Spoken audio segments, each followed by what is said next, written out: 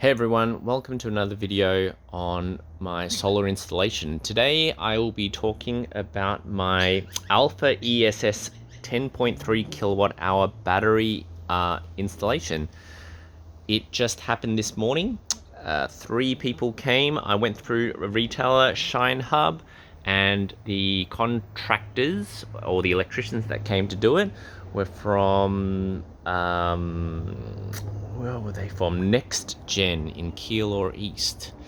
So what have they done? Well, let's show you what they did in my switchboard. Firstly, they added a PV meter for the Alpha ESS, and then they also added. Oh, it's a bit dirty. But this is my battery switches and the grid meter.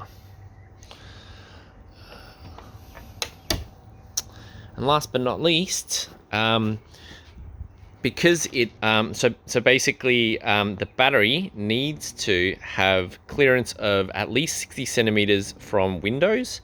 That's why I could not put the unit there, and plus it was a bit tall as well, which you'll see. Let me zoom back out. So here's where my Fronius inverter is, and here's where my switchboard and that additional I guess switches are. And this is where my new unit has been installed. So the back panel is a fireproof sheet that had to be used. I can paint that, they said, do whatever I want with it. It doesn't look too bad. They did go to Bunnings and buy 2 concrete sleepers, or sorry, anyway, bought some to put the battery on. The battery is super heavy, so the battery is in here. I haven't quite worked out how to open it, so like, let's just see if I know how to open it. I feel like it just opens like that. Oh, there you go, and there's an indicator there, and it really just closes back in, I guess, like this. Yeah. So that's not too tough. All right, let's just make sure it's closed. There's a Wi-Fi dongle there.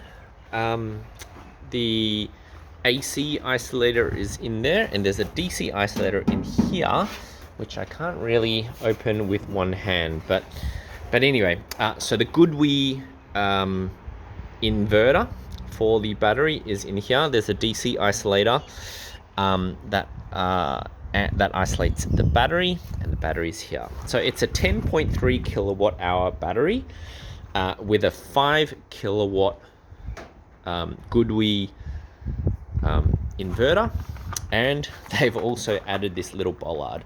It seems like they said it's a standard practice in case when I back into my driveway, for whatever reason, I hit this bollard first before ramming into the battery and maybe causing an explosion or fire.